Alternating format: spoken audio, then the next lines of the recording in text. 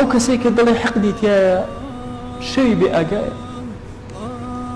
ئەفەرمون ئەگەر ئەتەوێ بزانی غافڵی یا غافڵ نیت تەفتیشی دڵی کە بزانە ڕقی لە موسڵمان تایە یان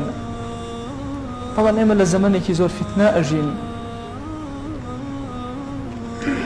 بەناوی ئەوەی کەسێک عەقیدەی تەواو نییە بەناوی ئەوەی کەسێک فکری لە فکری ئێمە نییە بەناوی ئەوەی کەسێک حیزبی لە حیزبی ئێمە نییە بەناوی ئەوەی کەسێک فقهی لە فقهی ئێمە نییە ڕەوایەتیمان بە خۆمان داوە کە ڕقمان لە موسڵمانان بێ هەموو کافر ئاوا پێکەوە ئەمڕۆ یەکی گرتووە بۆ لێدانی ئومەتی پێغەمبەری خوا صلی الله عليه وسلم ڕووس و ئەمریکا ئەم سەری دنیا بۆ ئەو سەری دنیا یەهود و نەسارا چەند دژی یەکن هەموو یەکە گرن مەجووس لەگەڵیانە یەکە گرێ بۆ لێدانی ئومەتی پێغەمبەری خوا صلی الله عليه وسلم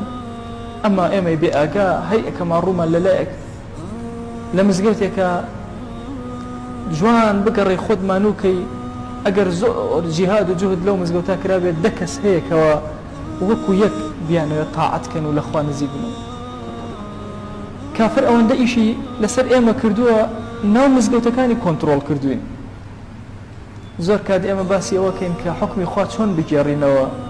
ئاگامان لەوە نییە ماڵمان نەفسمان خۆمان مزگەوتەکانمان داگیر کراوە کەسی موسڵمان ئەبێ ئەم دڵی ساخ کاتەوە یەک ڕقی بەرامبەر بە هیچ موسڵمانە نەبێ هەموو شەوێ سەر خستە سەر سەری نابێ ڕقە لە هیچ موسڵمانە بێت